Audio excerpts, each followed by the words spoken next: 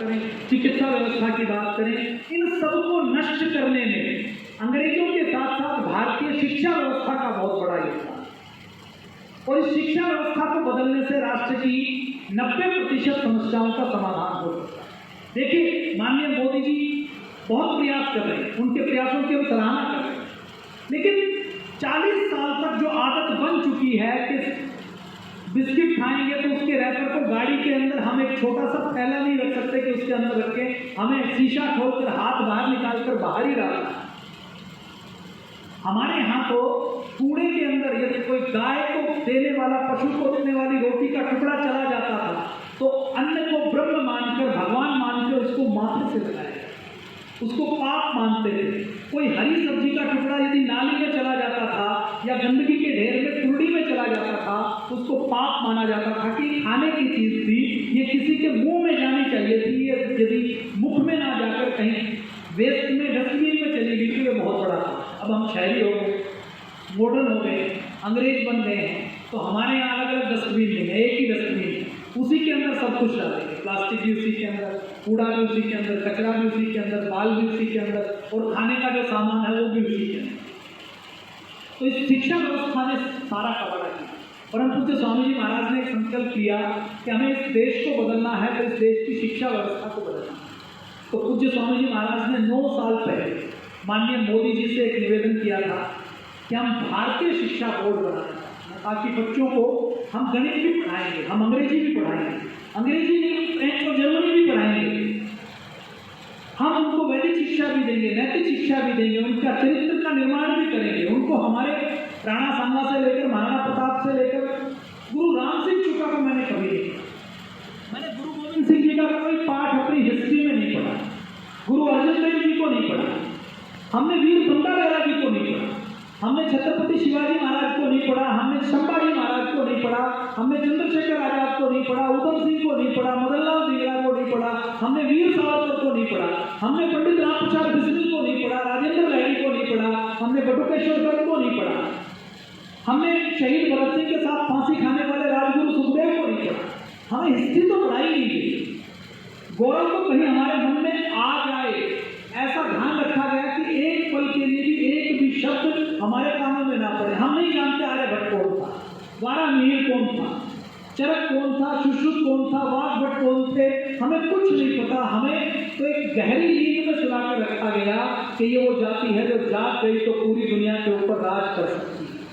तो अब दोबारा से जागने का वक्त आ गया है। पूज्य स्वामी जी महाराज ने माननीय मोदी जी से निवेदन किया कि भारतीय शिक्षा बोर्ड बनाएंगे। 9 साल की मेहनत के बाद भारतीय शिक्षा बोर्ड बन गया है। उसमें मैथ भी पढ़ाया जाएगा, लेकिन मैथ पढ़ाते हुए हम बताएंगे कि ये जो पाइथागोरस प्रमेय है, हम पाइथागोरस प्रमेय पढ़ेंगे कि ये जो आधार का स्केयर करें और लंब का स्केयर करें, ये कर्ण के स्केयर के बराबर होता है। कुछ ऐसा होता है। ये पाइथागोरस प्रमेय पाइथागोरस की नहीं है, ये थ्योरी तो हमारे बोधायन की है, जिन्होंने पाइथागोरस से 500 साल पहले ये सूत्र लिख कर गए थे कि ये ऐसे ऐसे ये ज्यामितिक ट्रिग्नोमेट्रिकल सूत्र काम करता है। लेकिन उन्हें पढ़ाया नहीं गया, क्योंकि केमिस्ट्री में आज की जो केमिस्ट्री है, आज की केमिस्ट्री हमारी केमिस्ट्री के नाखून के बराबर है। हमारी केमिस्ट्री वो है कि हम पारे को, मरकरी को भी इतना शुद्ध करना जानते थे कि वो हमारी कोशिकाओं के लिए अमृत का काम करे। जो जहर है उसको अमृत बनाना हम जानते थे। लोहे की भस्म कैसे बनती है, तांबे की भस्म कैसे बनती है, शंख की भस्म कैसे बनती है, हीरे की भस्म कैसे बनती है, ये बनाना हम जानते थे। बिना केमिस्ट्री के, बिना नैनो टेक्नोलॉजी के कोई कैसे ये बना सकता है। मैंने कोरोना काल में खूब इसके बारे में पढ़ा है, फेसबुक यूट्यूब के ऊपर खूब बोला है, विषांतर हो जाएगा। लेकिन अगर हम केमिस्ट्री की बात करें तो हजारों एग्जाम्पल दिए जा सकते हैं जिसमें हमें यकीन हो जाएगा कि अगर केमिस्ट्री कहीं थी तो केवल भारत में थी, और पूरी दुनिया में जो ज्ञान विज्ञान गया है वो भारत से गया है। भारत के बाहर कोई ज्ञान विज्ञान कभी भी किसी भी क्षेत्र का नहीं। भारतीय परिप्रेक्ष्य में विज्ञान को हम पढ़ाएंगे, लेकिन विज्ञान पढ़ाते पढ़ाते हम बताएंगे कि हमारे वैदिक सूत्र क्या है, वैदिक मैथमेटिक्स क्या है, और उस मैथमेटिक्स से कैसे जो अंग्रेजी पद्धति से गुणा करते हैं उसमें यदि 3 मिनट लगते हैं तो 3 सेकंड के अंदर गुणा कैसे किया जाए। अगर अंग्रेजी पद्धति से 2 मिनट में हम किसी चीज को डिवाइड करते हैं, भाग करते हैं, तो वैदिक पद्धति से उसको 5 सेकंड के अंदर कैसे किया जाए। किसी जोड़ घटा गुणा भाग के लिए यदि हमें कलम उठानी पड़ती है तो बिना कलम उठाए केवल मन के अंदर हम वैदिक सूत्रों के साथ, और सूत्र भी कोई ज्यादा नहीं, वो 16-17 सूत्र हैं, उन 16-17 सूत्रों से 80% गणित पढ़ाया जा सकता है।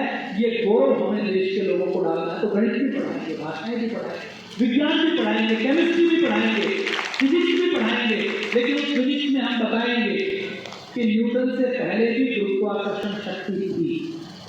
बैठकर भोजन करते हैं और खड़े होकर भोजन करते हैं तो क्या फर्क पड़ता है। तो उन्होंने पाया कि इसका बहुत बड़ा इंटरकनेक्शन है। जब पूरी दुनिया कहीं जानते नहीं थी कि शरीर के अंदर ब्लड फ्लो कैसे करता है।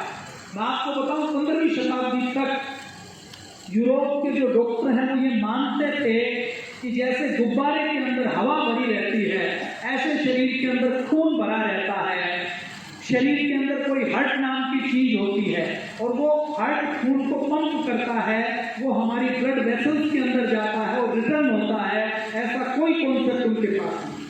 और हमारे यहाँ महर्षि चरक ने तो कई हजार साल पहले हार्ट के पूरे फंक्शन के बारे में लिखा। तो उन्होंने जो लिखा है उस समय जो लिखा वो आज भी सत्य है। तो ये जो स्वास्थ्य के बारे में मैंने उनसे पूछा, अपने यहाँ तो 10वीं तक का कोई बच्चा हो उसको हेल्थ के बारे में कुछ नहीं पढ़ा, केवल थोड़ा सा पढ़ा देते हैं कि विटामिन ए की कमी से क्या बीमारी होती है, बी की कमी से क्या, सी की कमी से क्या, जीवाणु क्या होता है, विषाणु क्या होता है, कौन सी टाइफाइड कौन से विषाणु के कारण होता है, टीबी किसके कारण होता है। इतने चैप्टर पढ़ाए जाते हैं। लेकिन उन्होंने कहा कि हमारे यहाँ पहली क्लास से जो वो उनको जानकारी, उनको चरक सुश्रुत की जानकारी नहीं है, उनको योग की जानकारी नहीं है। अगर उनके पास योग होता तो वो योग की कई बिलियन डॉलर की इंडस्ट्री चला सकते। एक हम हैं, हम अपने आयुर्वेद को, अपने योग को भुलाए हुए। तो उनके से जब पूछा तो उन्होंने कहा कि हमारे यहाँ तो पहली कक्षा के साथ ही हमें जानकारी देनी शुरू कर देते, कितना प्रोटीन लें, कितना कार्बोहाइड्रेट लें, कितना मीट खा सकते हैं। वो खाते हैं मीट वहाँ पर, तो जो उनकी कल्चर में है उनके बारे में वो बताकर उसमें क्या अच्छा हो सकता है वो उनको बता, कितनी मैदा खा सकते हैं। हर कमरे में कक्षा में पोस्टर लगा रहेगा क्या खाना है क्या नहीं खाना। तो वो हेल्थ के बारे में एजुकेशन देते हैं, सफाई के बारे में एजुकेशन देते हैं, अपने इतिहास को पढ़ाते हैं। मैंने उनसे पूछा कि आपके यहाँ कोई विदेशी आक्रमणकारी आया हो तो आपने अपने देश में क्या विदेशी आक्रमणकारी को इतिहास में आप पढ़ते हो क्या। उन्होंने कहा कि हम अपने इतिहास में विदेशी आक्रमणकारी को तो पढ़ते ही नहीं है, बल्कि हमारे देश में भी जो हिटलर नाम का व्यक्ति हुआ जिसने हमारे देश का नुकसान किया, हम उसके बारे में भी नहीं पढ़ते और नहीं पढ़ाते। हमारे देश में एक भी रोड हिटलर के नाम पर भी नहीं है, विदेशी आक्रमणकारी के नाम पर। तो छोड़ दीजिए, अपने देश की विडंबना क्या है, मानसिक गुलामी क्या है।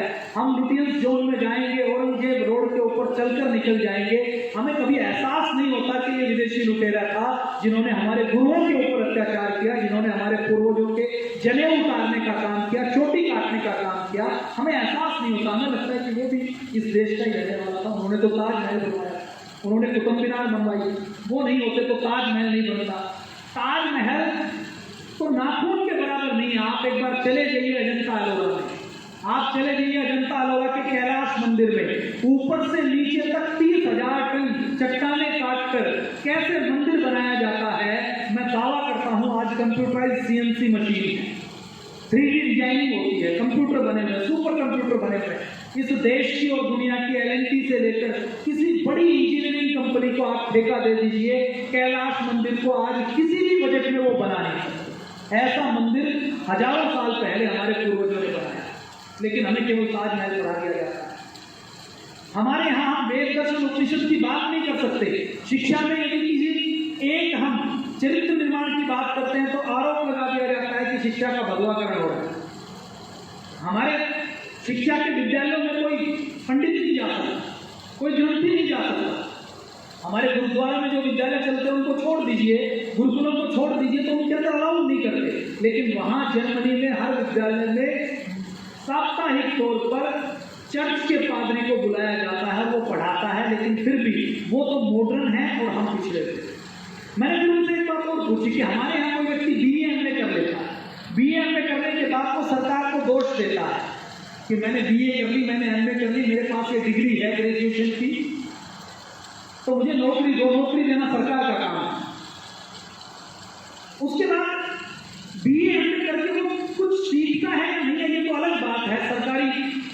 कॉलेज से जो BA में किए हुए व्यक्ति निकलते हैं, मेरे पास बहुत से इंटरव्यू के लिए आते हैं, क्योंकि पतंजलि में जो कई बार इंटरव्यू होते हैं, थेरेपिस्ट रखे गए, तो बहुत से लोग आते हैं। उनसे कहा जाए कि आप एक आवेदन पत्र लिखकर दिखा दो, तो हिंदी भाषा में वो शुद्ध आवेदन पत्र लिखकर नहीं दिखा। ऐसे BA किए हुए व्यक्ति तैयार हुए, उसके ऊपर उनके पास कोई स्किल नहीं है। वो ना बुनाई कर सकते, ना सिलाई कर सकते, ना वो सफाई करना जानते, ना वो कारपेंट्री का काम जानते, ना वो बढ़ाई का काम जानते, ना वो सुनार का काम जानते, ना वो इलेक्ट्रीशियन का काम जानते, ना वो फिटर का काम जानते, ना वो प्लम्बिंग का काम जानते। मतलब वो कोई भी काम नहीं जानते। पढ़ाई नहीं करी तो वो यहाँ पर कुछ भी काम सीख के कुछ कर सकते हैं, लेकिन जिसने भारतीय शिक्षा व्यवस्था से BA और MA कर लिया, वो समाज, राष्ट्र और परिवार के ऊपर ऐसा भार बन जाता है। उसके पास योग्यता कुछ नहीं, उसको नौकरी चाहिए। और उसको नौकरी कौन सी चाहिए? वही अंग्रेजों वाली चाहिए कि अंग्रेजों के जमाने में जो नौकरी होती थी क्लर्क की या बाबू की, तो वैसी नौकरी उसको चाहिए। अब क्योंकि मानसिक गुलामी है, वो हाथ से काम करेगा तो अपने आप को छोटा समझेगा, क्योंकि इस भारतीय शिक्षा व्यवस्था में कूट कर डाला गया कि हाथ से काम नहीं करना। हाथ से काम जो करेगा वो इस दुनिया का सबसे छोटा व्यक्ति है। जर्मनी में मैंने उनसे पूछा कि क्या आपके यहाँ BA MA करके या कोई 10वीं करके कोई निकलता है तो वो हाथ से काम करते हुए शर्म करता है कि नहीं करता? तो उसने कहा बिल्कुल शर्म नहीं करता। वहां पर एक झाड़ू लगाने वाले की भी वैसी ही रिस्पेक्ट है जितनी एक इंजीनियर की या एक मैनेजर की। एक स्टोर में पोछा लगाने वाले की उतनी कीमत है जितने उस स्टोर के मैनेजर की, जनरल मैनेजर की। और वो कहते हैं कि कई बार तो ऐसा होता है कि हर काम हर व्यक्ति को करता है, तो जो स्टोर का मैनेजर है वो एक दिन, साल में एक दिन वो झाड़ू लगाने वाला काम भी अपने हाथ से करता है, ताकि उसको पता रहे कि इस काम को कैसा अच्छे से किया जाए। तो विदेशी हमसे आगे निकल चुके हैं। विदेशों के पास पहले कोई विद्यालय नहीं था। हमारे पास 2000 साल पहले नालंदा जैसा विश्वविद्यालय था, जिसमें 10,000 लोग आकर पढ़ते थे। रेजिडेंशियल पढ़ाई होती थी, केवल इस देश के लोग नहीं पढ़ते थे, विदेशों से आकर पढ़ते थे। तो ऐसी सुंदर शिक्षा व्यवस्था वाले देश में शिक्षा व्यवस्था की ऐसी दुर्गति हो जाए कि इस देश की सारी मूल समस्याओं का कारण शिक्षा व्यवस्था बन जाए, तो ये देश का सबसे बड़ा दुर्भाग्य है। मैंने उनसे पूछा कि आपके यहाँ जो पढ़ाई करवाते हैं उस पढ़ाई में कुछ सिखाते नहीं है क्या? तो उन्होंने कहा कि हमारे यहाँ पढ़ाई करवाते हुए 5वीं क्लास से ही कुछ ना कुछ स्टेट एजुकेशन देना शुरू करते हैं। सिलाई करवाएंगे, कढ़ाई करवाएंगे, और केवल लड़की नहीं करेगी, लड़का भी करेगा। लड़का सिलाई करना सीखेगा, क्रोशिया चलाना सीखेगा, पढ़ाई का काम सीखेंगे, कारपेंट्री सीखेंगे, कुछ मशीन चलाना सीखेंगे, इंडस्ट्री का काम सीखेंगे। तो वहां पर लड़के और लड़की दोनों को साथ में स्किल डेवलपमेंट किया जाता है। एक तो उनके मन से भाव निकाला जाता है कि तुम्हें बेरोजगार नहीं रहना और कोई भी काम छोटा नहीं है। हमारी भारतीय शिक्षा व्यवस्था की तो बड़ी कमजोरी ये है कि अंग्रेजों के जमाने में जो बाबू होता था वो अंग्रेज होता था, और भारतीय लोगों से, गुलाम लोगों से वो काम करवाता था। तो उस समय की मानसिकता अभी भी है, हम काम करेंगे तो हम छोटे हो जाएंगे, गुलाम हो जाएंगे, और बाबू बनकर बैठेंगे तो हम बड़े हो जाएंगे। ऐसी मानसिक गुलामी आजादी के 75 सालों बाद भी आज भी है। यदि आपको हमारी ये वीडियो पसंद आई तो हमारे चैनल को लाइक, शेयर और सब्सक्राइब करें। ऐसी और अपडेट्स देखने के लिए बेल आइकॉन जरूर दबाएं।